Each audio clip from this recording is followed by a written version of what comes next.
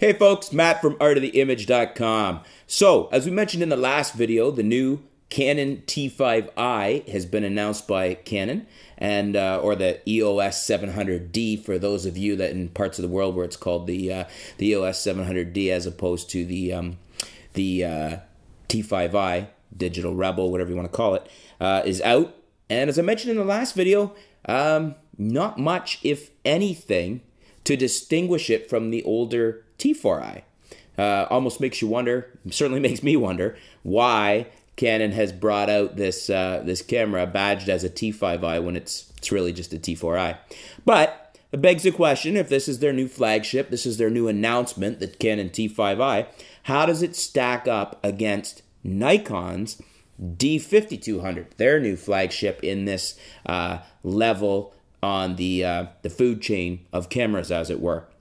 So basically, there's two major points, two major reasons that you're going to want to go with the D5200 over the Canon T5i, the EOS 700D Rebel. And those basically are, number one is the sensor. You've got a 24 megapixel sensor. It's an APS-C sensor, DX in Nikon terminology, versus the 18 megapixel APS-C sensor in the Canon T5i. So you're looking at another 6 megapixels. Megapixels aren't everything, but when you're considering that these cameras are pretty equal when it comes to high ISO, the D5200 has 6 more megapixels and resolves more detail. So with that said, you're automatically going to want the 5200, especially if you're shooting in good light where you're not getting into high ISO issues where you're needing to use noise reduction and things to clean up your image. The D5200 is going to shine.